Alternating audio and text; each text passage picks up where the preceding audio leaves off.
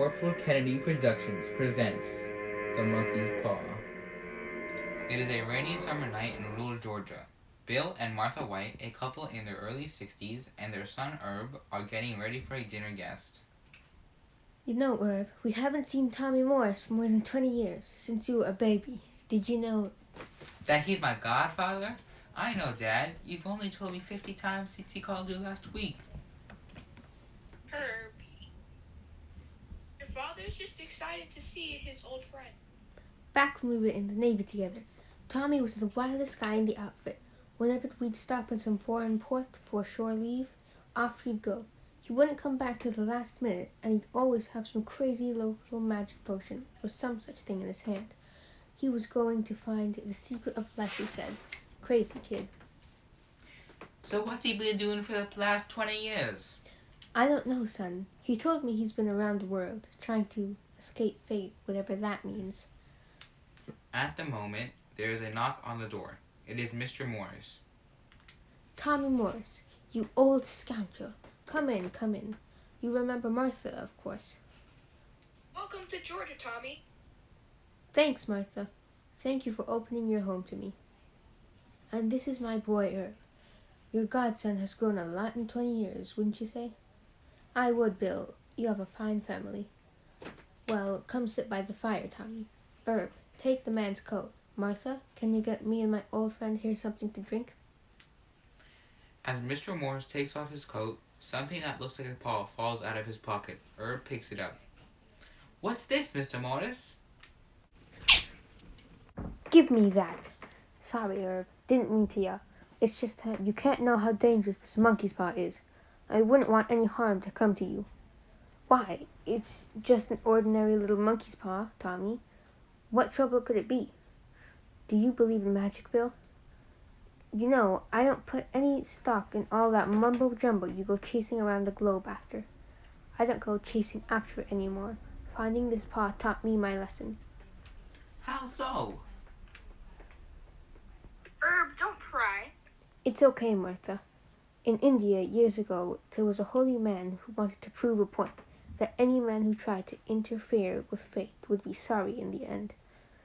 The holy man put a spell on this paw so that 3 different people could each have 3 wishes granted by it.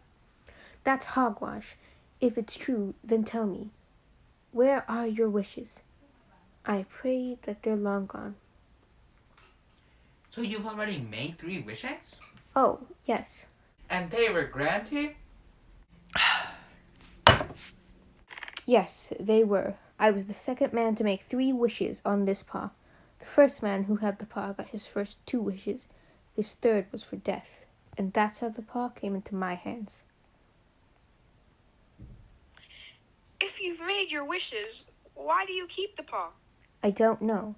I guess I don't quite know how to get rid of it. And I wouldn't want it to fall into someone else's hands and curse them like I've been cursed. Morris hurls the paw into Mr. White's fireplace. Mr. White grabs it out of the fire. Let it burn, Bill. Please. Well, if you don't want it, and there are 3 perfectly good wishes left in it, then I want it. I think you should burn the thing. If you keep it, don't blame me for what happens. Bill, Tommy said it's dangerous. You should listen to him. Don't be silly. Hey, maybe I'll wish for an extra pair of hands for you. That would make things easier around the house, don't you think? No, please, Bill. This isn't a joke. If you're going to use that paw, at least wish for sensible things for your own sake. Now on to scene 2. Later that evening, Morris has left, and the Whites are sitting in their living room thinking about the paw. Tommy wouldn't stop warning me to get rid of this paw. I don't know what he's worried about. Crazy thing probably doesn't work anyway. Are you going to make a wish tonight, Dad? I think I should. Then it won't come true, and we'll all be able to go to sleep, knowing that there's no such thing as magic. I'm still worried about what Tommy said. If you're going to wish, then wish for something small and sensible. I've already got everything I could want. I've got my health, my family, a roof over my head. That's it, Dad. Why not wish for enough money to pay off the mortgage on the house? I can't imagine what trouble a few $1,000s would cause. Okay, that makes sense, but I won't wish for a penny more than I need. He picks up the paw, holds it in front of him, and speaks directly to it. Pa, I wish for $15,000. Hey! I swear that thing's fingers just moved. You're probably just imagining things. Mr. Morse has got you spooked. Herb's right. I don't see any money here. Now we know the paw doesn't work. I'll bet Tommy's gonna come tell us tomorrow that the whole thing was a joke. I bet you're right. Come on, let's go get some sleep. Tomorrow I'll wish for those extra arms for you. Yeah, and when I get home from work tomorrow, I expect you to be using those arms to juggle our bags of money, Mom. Now on to scene 3. The next night, just as Mr. and Mrs. White sit down for dinner, they hear a knock on the door.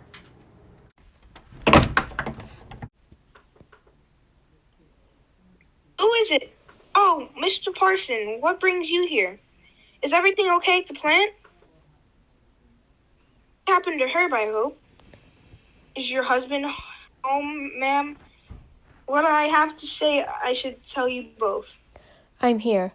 What is it, Parsons? There was an accident at the plant. Herb was caught in the machinery. I'm sorry. No, was he hurt? He was badly hurt, ma'am, but he's not in pain now. Well, we can be thankful for that. Oh, you don't mean... Yes, I'm so sorry. Herb is dead. Mrs. White screams and collapses into Mr. White's arms. He holds her. I know this won't mean anything to you, but as you know, the company is not responsible for any on-site accidents. Still, we do want to give you some compensation to cover the cost of... Is that a check? Yes, as I said, I know it won't mean much to you now, but... How much? $15,000. Now on to scene 4.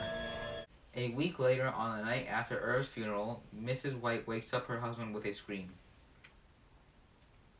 The paw! The monkey's paw! What is it? Why didn't I think of it before? Why didn't you think of it? Think of what? There was still 2 wishes left. So what? I don't ever want to touch that thing again. I would have destroyed it already, but I'm afraid to get near it. But you must. Don't you see we could use the paw to wish our son back alive again? That's insane. Not to mention immoral. Who says so? We know the paw works. We just need to use it. And we could still be a family again. Please, let's get it. Now? Yes, right now. They go downstairs to the living room, and Mr. White pulls the paw out of a drawer. Please, Martha, we've had enough trouble already. Don't you think we should... Wish! He holds the paw in his hand. Okay, I'll do it. But I tell you, it's not natural. I wish our son alive again. Did it work? Did the fingers move again?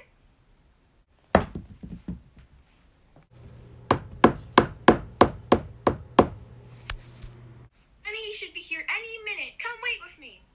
Now on to our final scene. Scene 5. 3 hours later, Mr. and Mrs. White are still standing inside the door, looking through the window. Herb's not coming, dear. It's unnatural to wish someone back from the dead.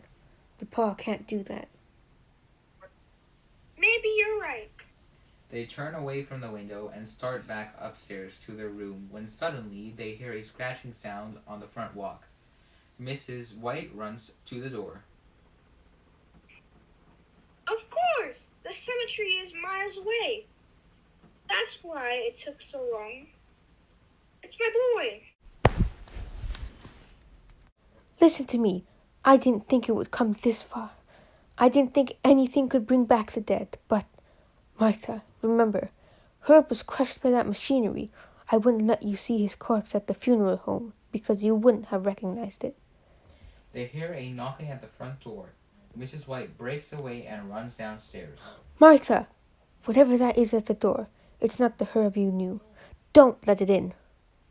Mr. White runs after his wife. When he gets downstairs, she is already opening the door. As he hears her scream, he grabs Monkey's paw and quickly whispers a final wish. Then he looks up and sees his wife, moaning, staring out at the door at the deserted front lawn. The knocking is still echoing through the house. The end. Brought to you by Corporal Kennedy Productions.